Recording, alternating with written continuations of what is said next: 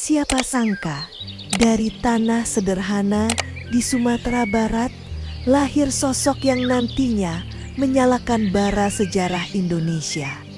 Tan Malaka lahir di Pandan Gadang, Suliki, dalam keluarga sederhana yang hidup dari tanah dan tradisi Minangkabau.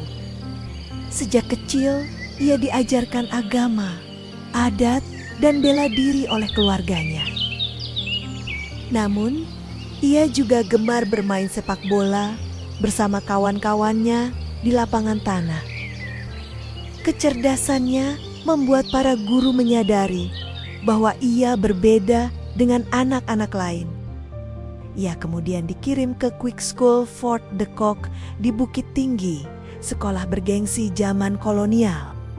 Seorang guru Belanda bernama G.H. Horensma melihat potensi besar dalam diri Tan Malaka. Horensma menyarankan agar ia melanjutkan sekolah ke Belanda, sebuah mimpi besar bagi seorang anak desa. Dengan dukungan masyarakat, ia akhirnya mendapat kesempatan untuk berangkat ke tanah Eropa. Tan Malaka berangkat meninggalkan kampung halamannya, menumpang kapal menuju negeri jauh bernama Belanda. Ia tiba di Rotterdam, sebuah kota modern dengan kanal, bangunan bata merah, dan hawa dingin menusuk tulang. Udara dingin membuat tubuhnya rapuh. Ia jatuh sakit pleuritus dan terpaksa beristirahat lama. Kesepiannya terobati oleh buku-buku, salah satunya tentang revolusi Prancis yang membangkitkan semangatnya. Ketika kabar revolusi Rusia 1917 sampai ke Belanda, api ideologi pun membakar pikirannya. Ia bertemu tokoh sosialis Henk Snifflit yang memperkenalkannya pada pergerakan komunis internasional. Malam-malam panjang ia habiskan menulis catatan, merenungkan keadilan dan nasib bangsanya yang masih terjajah. Akhirnya pada 1919 ia lulus sebagai guru. Namun tubuhnya masih lemah karena penyakit yang belum sepenuhnya sembuh. Tan Malaka kembali ke tanah air. Setelah bertahun-tahun di Belanda, dengan semangat untuk mengajar bangsanya, ia ditugaskan menjadi guru di perkebunan Delhi, menyaksikan kerasnya hidup para buruh kontrak.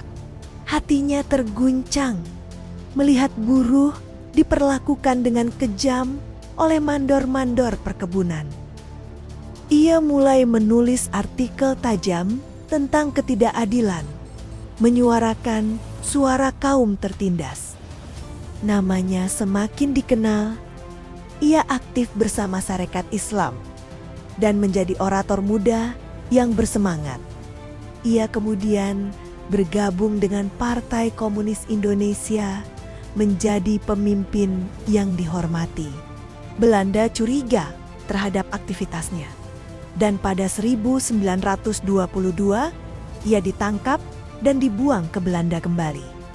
Meski dibuang, ia terus berpindah dari satu negara ke negara lain, menjadi buronan internasional karena pikirannya dianggap berbahaya. Tan Malaka melarikan diri ke Tiongkok setelah Belanda semakin mengekang gerakannya. Di Tiongkok, ia hidup dengan nama samaran, selalu berpindah dari satu kota ke kota lain. Dalam pelarian, ia mulai menulis karya besarnya, Madilog, Materialisme, Dialektika, dan Logika. Ia juga sempat tinggal di Filipina, mengajar anak-anak kecil dengan penuh kesabaran. Meski intelektual besar, ia sering hidup dalam kemiskinan, berpindah-pindah tanpa kepastian. Nama Tan Malaka terus diburu tak hanya oleh Belanda, tapi juga oleh pemerintah kolonial di Asia Tenggara. Menjelang Perang Dunia Kedua, ia kembali diam-diam ke Indonesia, meski penuh risiko ditangkap. Ia menjadi saksi ketika Jepang masuk ke Indonesia pada 1942, mengguncang seluruh tatanan kolonial Belanda. Saat Jepang menduduki Indonesia, Tan Malaka melihat kesempatan baru untuk perjuangan kemerdekaan. Namun, Jepang menganggapnya berbahaya dan ia kembali menjadi buronan.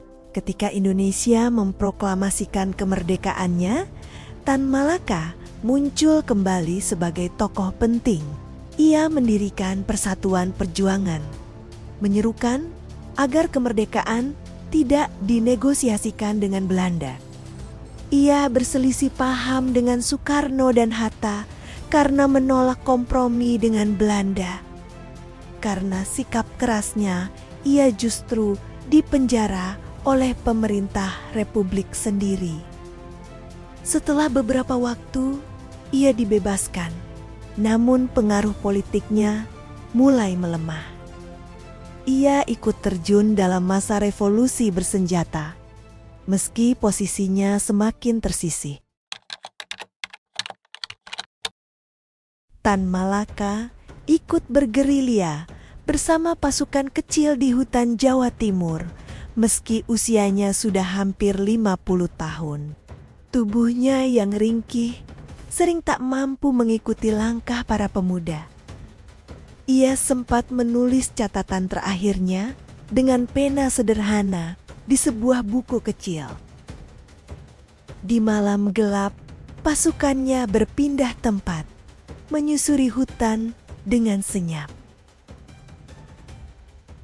Ia akhirnya tertangkap oleh pasukan divisi Siliwangi di Kediri pada Februari tahun 1949. Di sebuah ladang sunyi, malam itu Tan Malaka ditembak tanpa pengadilan. Tubuhnya terjatuh ke tanah, sunyi tanpa sorak, hanya menyisakan bayangan.